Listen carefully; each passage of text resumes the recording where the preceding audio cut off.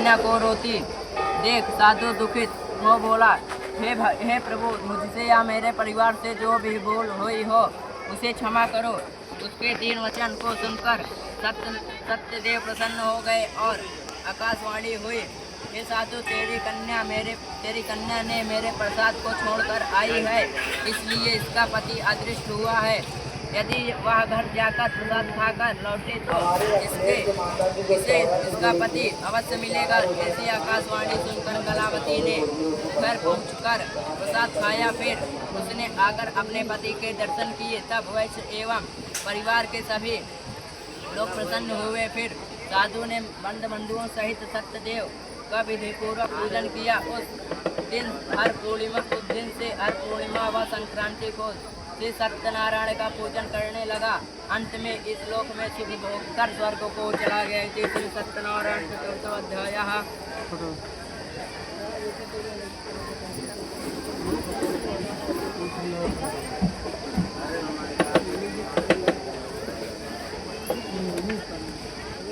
पांचवा अध्याय।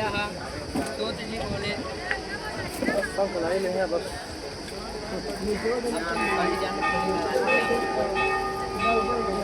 अगर कल आए तुम तो कल संतोष रह। सूत जी बोले, हे ऋषियों, मैं और भी कथा कहता हूँ, सुनो। प्रजापालन में लीन नाम का राजा था। उसने भी भगवान का प्रसाद त्याग कर बहुत दुख पाया। एक समय वन में जाकर के पशुओं को मारकर बड़ के पेड़ के नीचे आया। उसने भक्ति भाव से लोगों को बंधुओं सहित सत्यनारायण का पूजन करते देखा। राजा देखकर भी अभिमान बस न तो वहाँ गया और न नमस्कार ही किया।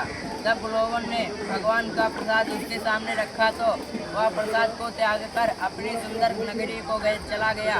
वहाँ उसने अपना सब कुछ नष्ट पाया। तब वह जान गया कि यह सब भगवान की किया है। तब वह विश्वास कर लोगों के समीप गया और विधि पूरा पूजन प्रसाद खाया तो सत्यदेव की कृपा से सब जैसा था वैसा हो गया तथा इस लोक में सुख भोग कर मरने पर स्वर्ग लोक हो गया।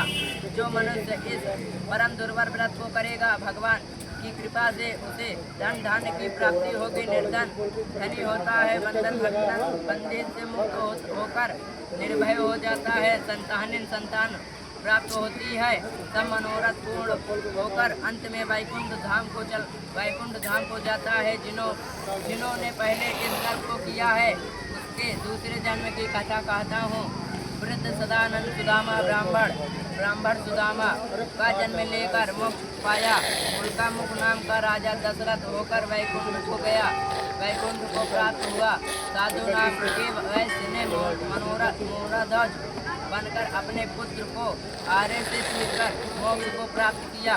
महाराज धुंधवल ने स्वप्न मनो होकर भगवान के भक्ति युक्त काम कर मोक्ष को प्राप्त किया। श्री सत्यनारायण पंचमो अध्याय।